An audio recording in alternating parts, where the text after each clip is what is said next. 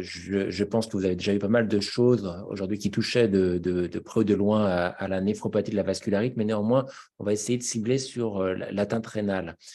Alors, j'essaie juste de trouver comment faire pour passer les diapos. Alors, deux, trois diapos introductifs. Pourquoi le rein? Pourquoi le rein dans les vascularites? De façon générale, en fait, le rein est une cible de toutes les maladies qui touchent le petit vaisseau. C'est vrai pour les maladies inflammatoires comme la vascularite, mais c'est tout aussi vrai pour le diabète ou pour l'hypertension artérielle. Pourquoi le rein, le petit vaisseau dans le rein? Parce que c'est un des organes le plus vascularisés. Après le cerveau, c'est le deuxième organe le plus riche en termes de densité de petits vaisseaux. C'est pour un tissu qui est à peine 1% de la masse corporelle, il y a 20% du débit cardiaque qui arrive en permanence. Donc, vous imaginez bien, c'est une éponge gorgée de sang, et d'où d'ailleurs un peu le risque lié à la biopsie rénale dont on ne parlera pas beaucoup aujourd'hui. Mais néanmoins, effectivement, vous comprenez bien que tout ce qui a touché le petit vaisseau va avoir un tropisme particulier pour le rein. Alors, dans le rein, on a bien sûr des vaisseaux classiques, des artérioles, des artères, des artérioles, des vénules, mais on a en fait aussi des capillaires très particuliers, les capillaires glomérulaires. Je vous refais un tout petit peu d'anatomie du rein pour vous expliquer que, vous savez, dans le rein, on a quelques centaines de milliers de néphrons, et chaque néphron, qui est l'unité fonctionnelle basique, on va dire, commence par un glomérule. Un glomérule, c'est là où se fait la filtration. Un glomérule, c'est quoi? C'est cette espèce de boule que vous voyez effectivement à cet endroit-là, boule qui renferme ce qu'on appelle la chambre urinaire. Et dans cette chambre urinaire, on rentre une artériole glomérulaire afférente qui se divise en plusieurs capillaires glomérulaires qui baignent un petit peu dans cette chambre urinaire et qui se rejoignent après pour reformer une autre artériole, étonnamment. Donc, vous voyez un capillaire entre deux artères, deux artérioles, l'artériole glomérulaire efférente qui va aller un peu plus loin pour irriguer tout ce qui est autour du tubule. Et dans cette chambre urinaire, se passe justement la filtration. Une partie du sang va passer à travers cette barrière de filtration glomérulaire qui est constituée de la cellule endothéliale, de la membrane basale et de la cellule podocytaire, une cellule qui couvre le capillaire et qui constitue une barrière qui freine un certain nombre de choses et qui empêche qu'on perde en continu, par exemple, nos immunoglobulines ou notre albumine, mais qui laisse partir, bien sûr, un certain nombre de déchets. Alors, quand on parle de vascularite rénale, bien sûr qu'on peut voir des atteintes des petits vaisseaux extraglomérulaires. Alors, quand on trouve ces vascularites des petits vaisseaux, c'est une artérite finalement assez standard, une vascularite souvent dite nécrosante ou leucocytoclasique avec l'infiltration de la paroi par les polynucléaires neutrophiles ou éventuellement parfois d'autres cellules, et puis ces flaques de fibrine qu'on voit de façon tout à fait standard et qui va parfois conduire à l'oblitération de la lumière vasculaire et donc conduire à l'ischémie du tissu rénal. Mais néanmoins, le plus classique, c'est quand même l'atteinte des artérioles glomérulaires. Alors, qu'est-ce qu'on va voir? On va voir cette flaque de fibrine, comme vous l'avez vu tout à l'heure sur l'artériole, qui va arriver au sein de ce flocculus glomérulaire. Et parfois, on peut voir même les cellules infiltratives qui sont autour de cette nécrose.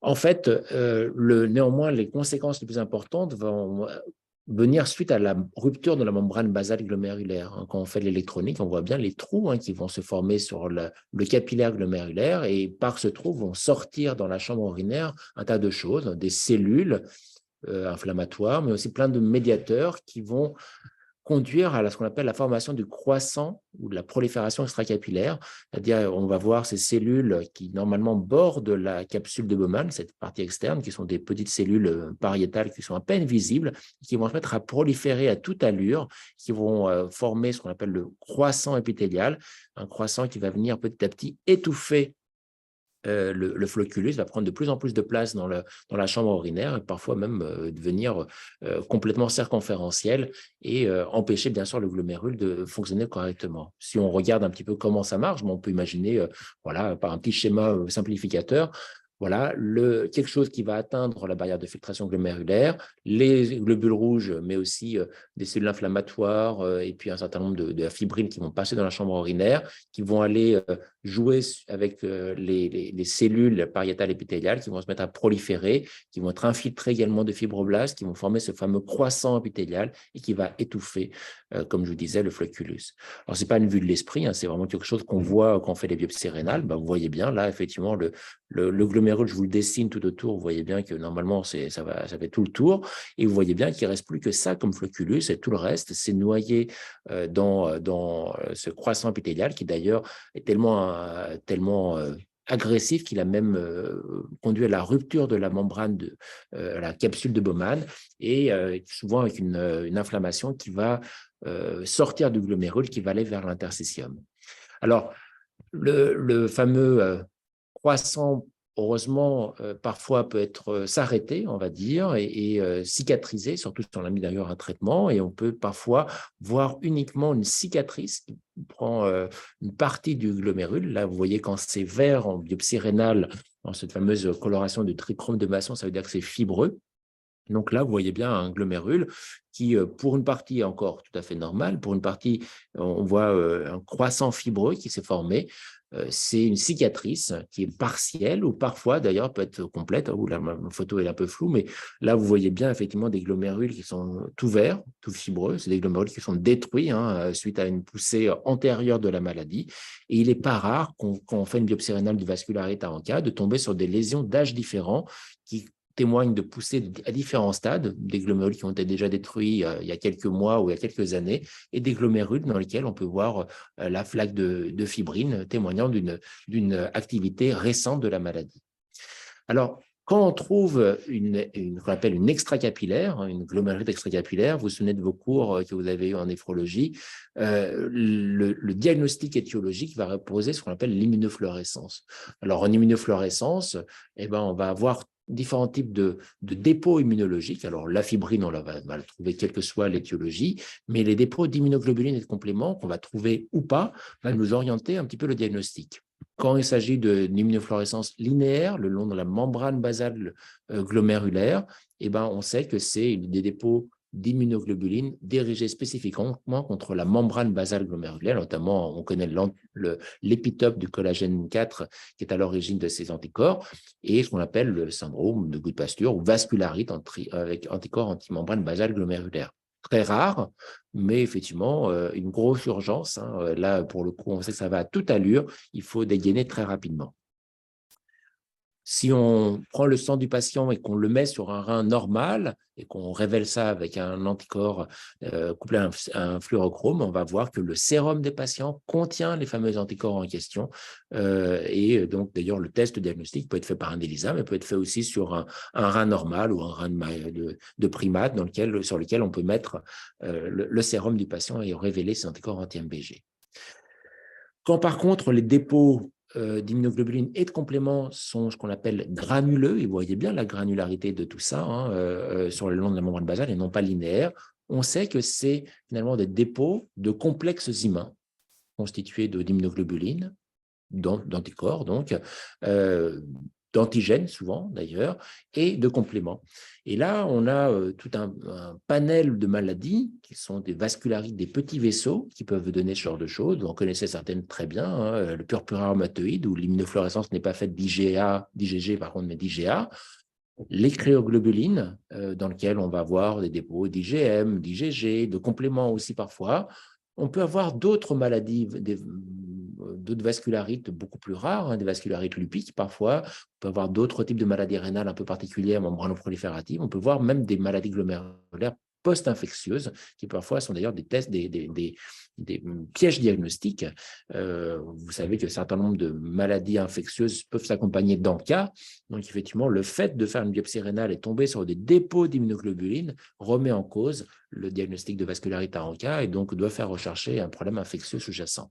Et puis, on appelle bien sûr les vascularites post-immunes. Aujourd'hui, vous avez surtout entendu parler de vascularité en cas. Et quand on fait une biopsie d'une vascularité en cas, on tombe sur une immunofluorescence négative. Vous voyez en négatif ici le glomérule. Il n'y a pas de dépôt de complexes humains, il n'y a pas de dépôt d'IgG, il n'y a pas de dépôt de compléments. C'est ce qu'on appelle une vascularite post-immune. Vous connaissez les différents types de vascularites qui peuvent donner ce genre de choses. C'est essentiellement la GPA et la MPA. Le chorgestros, l'atteinte rénale, le GPA, je devrais dire, est est très rarement compliqué de néphropathie sous-jacente, donc c'est très rare. Et puis, on a parfois des formes rénales isolées. On a parfois des patients qui ont uniquement l'atteinte rénale, aucun autre signe général ou très peu de signes généraux ou extra-rénaux. Et dans ce cas-là, le diagnostic est parfois difficile à poser, d'autant plus qu'on a parfois des formes qui ne sont pas nécessairement explosives, mais sont plutôt subaiguës et qui peuvent aboutir à une dégradation de la fonction rénale de façon beaucoup plus lente que ce qu'on peut voir dans la fameuse glomérulonéphrite rapidement progressive, qui est classiquement décrite dans les vascularites à Anka. Alors, juste un petit aparté, comme Benjamin vous a parlé de la PAN. Qu'est-ce qu'on voit dans la PAN? Vous avez bien compris que ce n'est pas une vascularite de petits vaisseaux, c'est de moyens vaisseaux. Mais on a des moyens vaisseaux aussi dans le rein. Et on peut voir très bien l'atteinte du moyen vaisseau apparaître dans le tissu rénal. C'est assez rare qu'on fasse des biopsies rénales. Vous allez comprendre dans quelques minutes pourquoi. Mais si on s'amusait à faire la biopsie rénale, on trouverait potentiellement ça. Vous voyez, l'atteinte vascularitique tout à fait classique, qui touche des vaisseaux de moyen calibre et qui peut d'ailleurs, par l'oblitération, conduire à des infarctus rénaux partiels, expliquant souvent l'hypertension artérielle dans cette pathologie. Une vieille artério que j'ai dû trouver dans un vieux textbook. C'est vrai qu'on en voit de moins en moins des PAN, mais qu'est-ce qu'on voit dans les fameuses artériographies, où on peut voir d'ailleurs aussi aujourd'hui l'angioscan, plus facile à avoir, on voit souvent ces micro-anévrismes qui apparaissent au sein du parenchyme rénal. On peut les voir à différents grossissements, qui d'ailleurs sont classiquement la contre-indication de la biopsie rénale. C'est sûr que si vous mettez votre aiguille là-dedans, ce truc-là va risquer de saigner de façon importante et vous allez probablement avoir du mal à stopper l'hémorragie. Donc, c'est un peu pour ça qu'une suspicion de PAN, voilà, si vraiment vous voulez mettre une aiguille dans le rein pour éliminer un diagnostic différentiel, il faut d'abord avoir une très bonne imagerie et être sûr que vous n'avez pas un microanévrisme quelque part avant de mettre l'aiguille dedans. L'artério montre parfois aussi, vous voyez bien, ce territoire non vascularisé, probablement secondaire à des ischémies, des oblitérations de vaisseaux rénaux. Et on a souvent justement cet aspect patchy du parenchyme rénal qui explique, comme je vous disais souvent tout à l'heure, aussi l'hypertension artérielle. Ces territoires ischémiques crachent de la rénine à forte dose et donnent souvent cet aspect très hypertensif qu'on peut voir dans les PAN.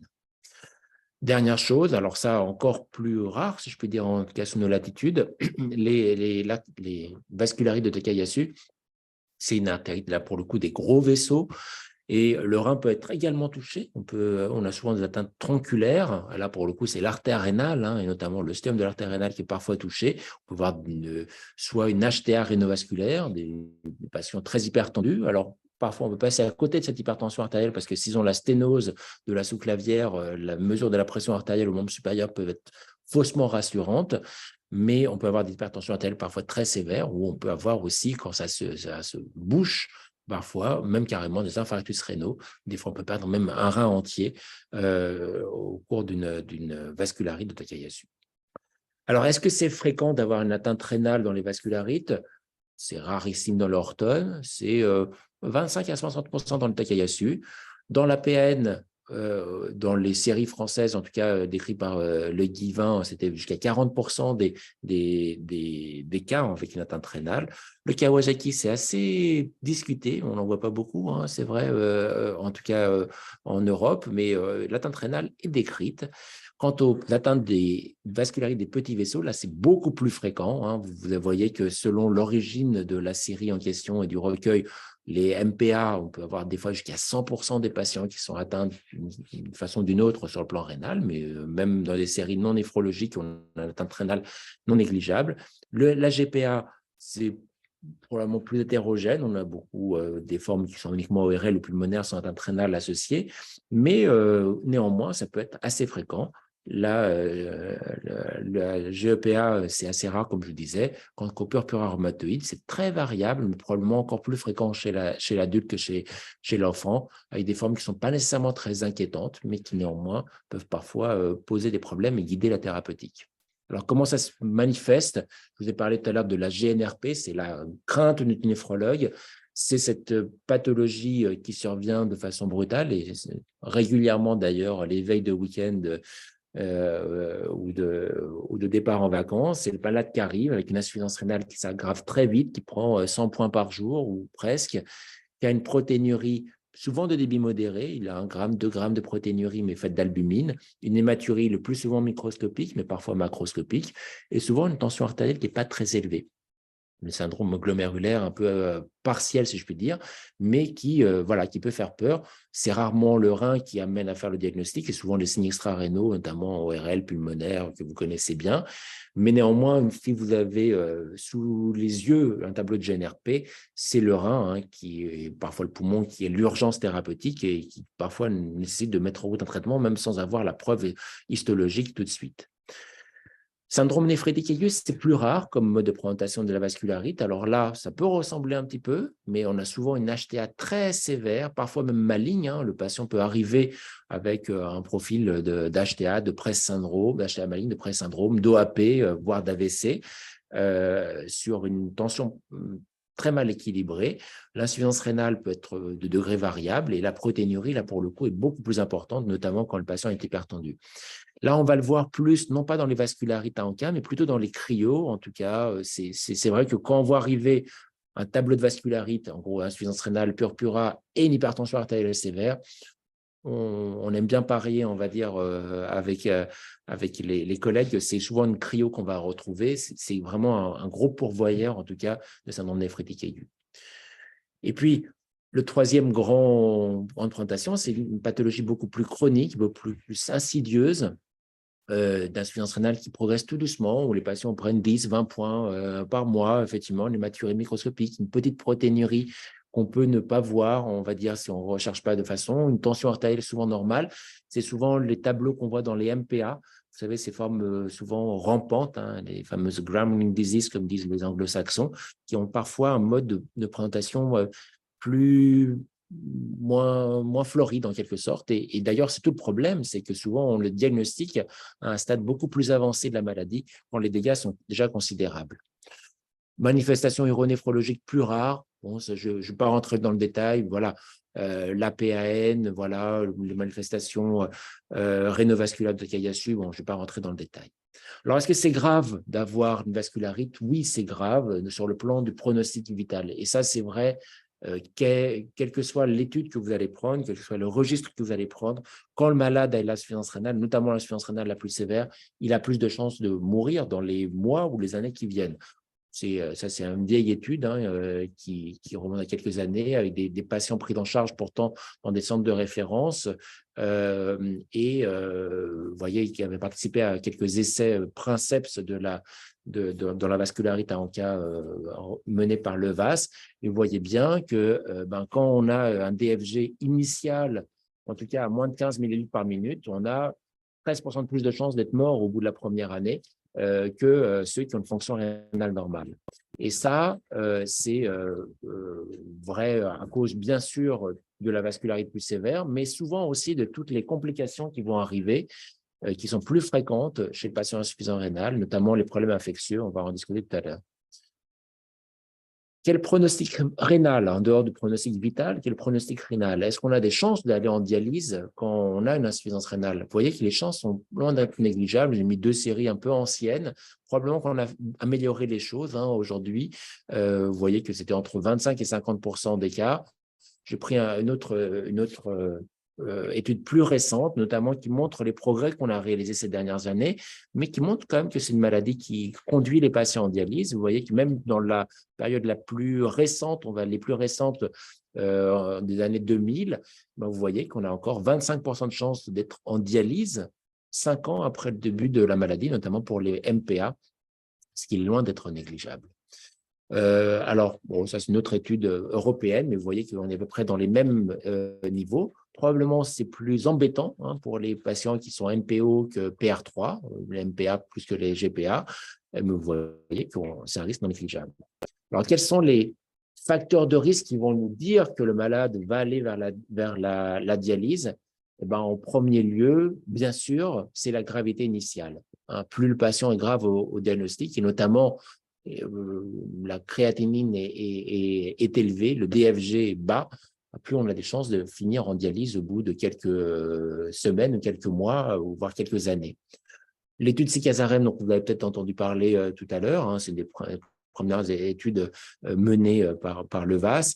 Vous voyez que c'était des patients qui avaient une insuffisance rénale qui était assez variable, mais quand on regarde effectivement, on a une très bonne corrélation entre le DFG initial et le DFG à 18 mois de la prise en charge. Donc, le DFG initial, et ça c'est vrai, depuis toujours, on va dire, depuis 2002, ça n'a pas beaucoup changé. Ce qui est un des parameters les plus prédictifs de ce qui va se passer sur le long terme, c'est la créatinine initiale et le DFG initial. Il n'empêche qu'on a d'autres éléments, notamment la biopsie rénale, qui peut être un très bon indicateur de ce qui va se passer derrière. En tout cas, sur une population entière, peut-être pas au niveau individuel, ça reste encore à démontrer, mais néanmoins, on sait que la biopsie initiale, on peut regarder un certain nombre de choses, notamment par exemple le nombre de glomérules qui ont de la nécrose ou ceux qui sont déjà détruits, et c'est extrêmement parlant. Si on regarde par exemple ce graphique, vous voyez bien que plus on a de glomérules qui sont déjà scléreux, en tout cas au moment du diagnostic, plus on a des chances d'avoir au bout de 18 mois un DFG altéré. Alors, étonnamment, hein, quand même, malgré tout, vous voyez que même si on a 0 glomérule scléreux au départ, on peut avoir malheureusement un pronostic rénal extrêmement variable au bout de 18 mois. Donc, il y a d'autres paramètres qui doivent être pris en considération. On va en parler tout à l'heure. Donc, je vais passer un peu plus vite. Donc, globalement, sachez que le DFG à 12 mois, par exemple dans cette étude MEPEX, c'était corrélé bien sûr au pourcentage de glomérules normaux ou scléreux, mais aussi à la fibrose interstitielle et bien sûr à l'atrophie tubulaire qui va avec. De ce fait, en fait, on a proposé, il y a maintenant une bonne dizaine d'années, une classification des vascularites à ANCA sur le plan histologique et qui repose justement sur une évaluation précoce de la pathologie glomérulaire initiale. Les pathologistes associés à l'EVAS, et notamment Ingeborg Bajema et le docteur Berden, effectivement, avaient proposé une classification extrêmement simple, simplifiée, qui est utilisée maintenant un peu à travers le monde, qui classifie les atteintes rénales de vascularité en 4 classes. C'est très simple de faire la classification, même si vous lisez un compte-rendu, vous pouvez le faire vous-même. Si vous comptez les glomérules qui sont déjà scléreux, si on a déjà plus de 50%, on est dans la classe scléreuse. Si au contraire, on a plus de 50% des glomérules normaux, on est dans la classe focale. On a plus de 50% des glomérules accroissants, et ben on a la classe scléreux, accroissant, pardon, et tout le reste va dans la classe mixte. Pourquoi c'est important? Parce que regardez le pronostic rénal en fonction de ces classes. Ça, c'est dans l'étude Princeps publiée en 2010, mais ça a été reproduit depuis à plusieurs reprises. Vous voyez bien que si vous avez une forme focale, c'est-à-dire plus de 50% des glomérules normaux, vous avez quasiment 0 chance d'être en dialyse au bout de 10 ans de la prise en charge initiale. Si au contraire, vous avez déjà plus de 50% des glomérules scléreux, vous voyez que le pronostic est beaucoup plus catastrophique. 50% des patients sont déjà en dialyse très rapidement après la prise en charge initiale. Les classes accroissants et mixtes sont un petit peu plus intermédiaires, et d'ailleurs les études qui ont essayé de reproduire cette classification montrent que ce n'est pas toujours dans ce sens-là, tant les mixtes sont un peu au-dessus des crescentiques, mais bon, en pratique, c'est des classes un peu intermédiaires. Il y a un autre score dont vous allez probablement entendre parler si vous vous intéressez un peu à la vascularite, c'est le score de Brix, qui a été proposé en 2018, qui prend en considération à la fois l'histologie rénale et à la fois le DFG initial. C'est grâce à quelque chose qui est assez simple aussi. On quantifie le nombre de glomérules normaux, on quantifie la fibrose interstitielle, relativement simple.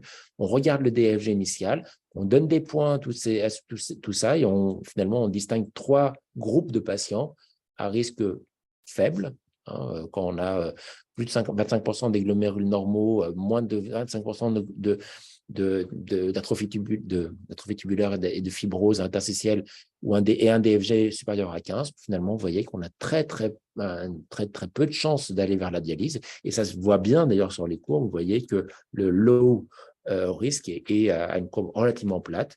Par contre, quand vous êtes dans le médium ou encore plus dans le high, vous voyez que le risque d'arriver en dialyse est beaucoup plus important. Alors, c'est quelque chose qu'on utilise de plus en plus pour stratifier les malades, et même dans les protocole thérapeutique, maintenant, c'est de plus en plus envisagé de stratifier les malades. Alors, pour l'instant, on ne prend pas encore des décisions thérapeutiques basées sur ce score histologique, mais probablement, c'est quelque chose qui va arriver dans les années qui viennent, peut-être même d'ailleurs pour les échanges plasmatiques. Vous allez peut-être parler tout à l'heure avec Benjamin sur tout ça. L'autre chose qui risque d'amener le patient vers l'insuffisance rénale, c'est les nombres de rechutes ultérieures. On sait que chaque rechute nous fait perdre en moyenne 8 à 10 millilitres par minute, augmente le risque d'évolution vers la dialyse de un facteur de 4 ou 5. Mais ce qui est quelque chose qui est un peu étonnant, c'est que pour un néphrologue, c'est que l'insuffisance rénale est un facteur prédictif, protecteur des rechutes ultérieures. Ça, c'était montré par Michael Walsh, mais il y a plein d'autres études qu'il a fait. Et d'ailleurs, le groupe français d'études vascularites a sorti récemment aussi un score pronostic de la rechute qui reproduit un petit peu ça. On sait que plus l'insuffisance rénale est importante au moment de la première poussée ou au décours de la première poussée, et bien plus on a un risque de rechute qui est diminué. Alors, ce n'est pas nul, hein, ce n'est pas parce qu'il a une insuffisance rénale qu'il faut considérer qu'il a zéro risque de rechute, mais c'est quand même un peu moins important. Dernière chose, la maladie rénale progresse des fois, même quand la maladie est mise en rémission. Ça, c'est une étude qui a été faite aux États-Unis il y a quelques années, publiée il y a quelques années, sur les causes de mise en dialyse des patients à Chapel Hill, autour de la région de Chapel Hill. Et quand on regarde pourquoi les malades arrivent en dialyse, beaucoup d'entre eux arrivent en dialyse à cause d'une maladie aiguë qui vient d'arriver, certains lors d'une rechute, mais vous voyez que la plupart des patients, une bonne partie des patients, 43% des patients, arrivent en dialyse sur une maladie rénale chronique qui progresse alors qu'il n'y a plus de vascularité active. Ça veut dire quoi? Ça veut dire qu'au décours de la première poussée, les patients ont gardé un DFG à 20, 30 ou 40 millilitres par minute et probablement que la néphroprotection, c'est-à-dire le contrôle de la tension, du diabète, des médicaments néphrotoxiques n'a pas été optimal et que la maladie rénale a progressé indépendamment de la vascularite sur un second temps. D'où l'importance de la fameuse néphroprotection. Hein, les néphrologues on va dire, ciblent beaucoup sur ces paramètres-là. Contrôler la tension, mettre en route les traitements antiprotéinuriques, les IEC, les ARA2, maintenant les inhibiteurs de SGLT2, mettre en place un régime adapté, sevrer le diabète, bref, le tabac, pardon, prendre en compte le diabète, tout ça, c'est des éléments très importants, presque autant d'ailleurs que la vascularite pour protéger les reins et éviter que le patient arrive en dialyse un jour. Facteurs de risque, d'arrivée en dialyse, bien sûr les MPO de PR3, on en a parlé tout à l'heure. Les MPO, malheureusement, conduisent des patients beaucoup plus en dialyse que les PR3, probablement à cause d'un diagnostic plus tardif, probablement aussi, peut-être, en tout cas, c'est quelque chose qui a été avancé, une hypothèse qui a été avancée à un moment sur un rôle préfibrosant dans des corps anti-MPO, ça reste à démontrer. Est-ce que le fait d'avoir une atteinte rénale doit modifier le traitement? Oui, parce que vous le savez, ça fait partie du FFS, mais ça fait partie effectivement de critères de gravité d'une vascularite. Et c'est vrai que quand on a une atteinte rénale, on ne se contente pas de corticoïdes, on rajoute en tout cas un traitement immunosuppresseur, classiquement l'endoxan, maintenant le rituximab. Gardez néanmoins en tête que le rituximab, si on regarde en tout cas l'étude RAVE, n'a pas fait la preuve dans une étude randomisée qu'il fait aussi bien que l'endoxan chez les patients qui ont les formes les plus sévères. Les patients qui avaient une créatinine à plus de 350 étaient exclus de l'étude RAVE, de l'inclusion dans l'étude RAVE, ce qui veut dire qu'aujourd'hui, pour ces patients les plus sévères, en tout cas dans beaucoup de centres, en tout cas chez nous, on recommande plutôt de rester sur un traitement standard avec l'endoxan, sauf bien sûr dans des cas extrêmes, de façon jeune ou des risques ou des doses cumulées déjà d'endoxan assez importantes par le passé. En tout cas, si vous utilisez de l'endoxan, sachez qu'il faut savoir adapter la dose à la fonction rénale, bien sûr à l'âge, mais à la fonction rénale. Quand le DFG est à moins 25, ça c'est les recommandations EVAS, mais qui sont valables également en France, il faut savoir réduire les doses de cyclophosphamide parce que vous augmentez le risque de toxicité du cyclophosphamide. Est-ce qu'il faut faire des échanges plasmatiques quand on a une atteinte rénale sévère? J'imagine que Benjamin vous a parlé longuement des traitements d'attaque. Je ne vais peut-être pas rentrer dans le détail, mais vous savez que pendant longtemps, on a vécu sur cette étude MEPEX qui disait que quand on avait plus de 500 micromoles de créatinine, il fallait échanger les patients parce qu'on gagnait en termes de survie rénale. Mais vous avez aussi probablement vu l'étude PEXIVAS qui au contraire était négatif, montrant qu'en tout cas sur un critère composite associant dialyse et décès, le fait de rajouter des échanges plasmatiques n'apportait rien. Globalement, je ne sais pas. Moi, je dirais que non. En tout cas, si je me base sur l'étude de Michael Walsh, alors il y a des méta-analyses qui semblent dire peut-être un peu le contraire. Ça reste vraiment un point très discuté aujourd'hui. Hein. C'est vraiment à chaque congrès, à chaque séminaire où il y a des controverses sur la place des échanges plasmatiques. Mais bon, c'est vrai que la grande étude aujourd'hui publiée, la plus grande étude à ce jour qui est Plexivas, semble dire qu'on ne gagne rien sur le pronostic vital. On gagne peut-être, et encore, ça reste à démontrer sur le pronostic rénal dans certains cas, mais avec augmentation du risque infectieux. Dernière chose, je vais parler rapidement de l'avacopan. Peut-être que Benjamin vous en a parlé également. L'avacopan, c'est quoi? C'est quelque chose qui bloque le C5A récepteur.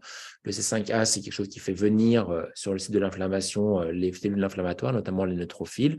Et vous avez vu cette étude qui s'appelle Advocate, qui a comparé l'avacopan aux corticoïdes, toujours associé à un traitement immunosuppresseur de fond, avec une rémission qui est à peu près identique, en tout cas, entre les deux bras. Je ne vous parlerai pas du M12 parce que c'est quand même pas tout à fait simple d'évaluer le M12. Néanmoins, si je vous parle de l'avacopan aujourd'hui, c'est aussi parce qu'il y a des données qui semblent dire que l'avacopan peut avoir un autre effet que juste le sevrage précoce des corticoïdes. Ça peut aussi aider peut-être à la cicatrisation rénale. Quand on regarde l'étude de phase 2 ou l'étude de phase 3 menée avec l'avacopan, on voit que les bras qui avaient l'avacopan ont une amélioration plus rapide de la protéinurie et même ont un gain de DFG plus important par rapport au groupe contrôle sous corticoïdes seuls. Donc ça, c'est peut-être une autre façon de voir les choses, en tout cas se dire que l'avacopan peut aussi être utilisé dans ce sens-là, pour les malades peut-être qui ont des maladies sévères les plus sévères, peut-être pour gagner un petit peu de temps, essayer de résoudre l'inflammation glomérulaire plus rapidement et peut-être gagner en termes de séquelles au long cours. Je vais finir très rapidement sur deux, trois diapos sur ce qui se passe une fois que le malade est en dialyse. Malheureusement, ça arrive. Hein, vous avez vu qu'un certain nombre de patients arrivent en dialyse.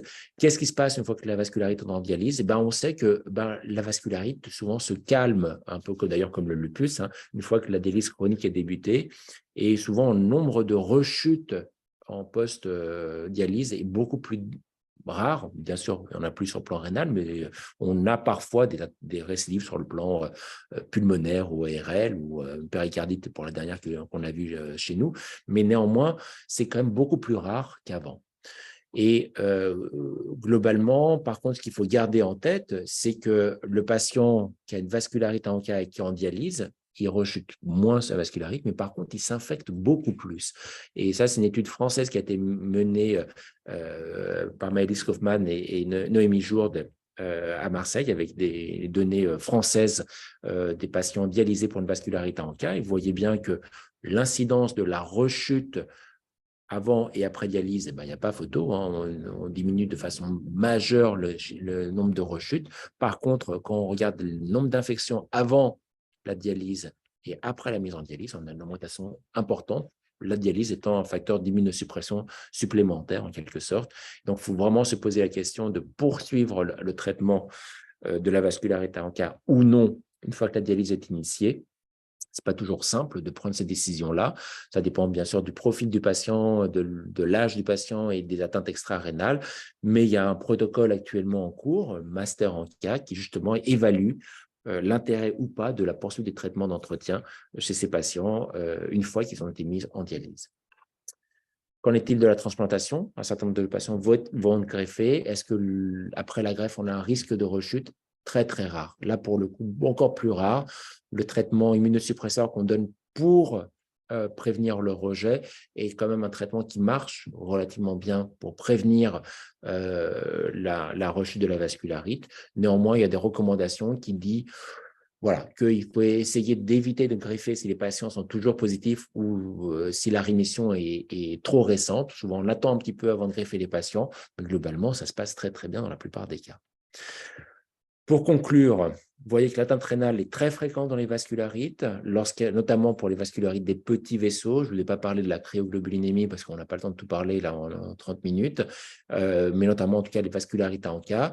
Vous avez compris que c'est souvent une GNRP, mais ça peut être autre chose. Vous avez vu la lésion histologique qui est l'extracap, et je pense, c'est une discussion aussi qu'on a souvent avec les copains internistes, que la biopsie rénale est un élément important à la fois pour confirmer le diagnostic, mais écarter donc aussi les diagnostics différentiels, mais aussi donner un pronostic à cette maladie rénale, savoir qu'est-ce qu'on peut attendre comme récupération, voire même jusqu'où il faut aller en termes de traitement et d'agressivité du traitement.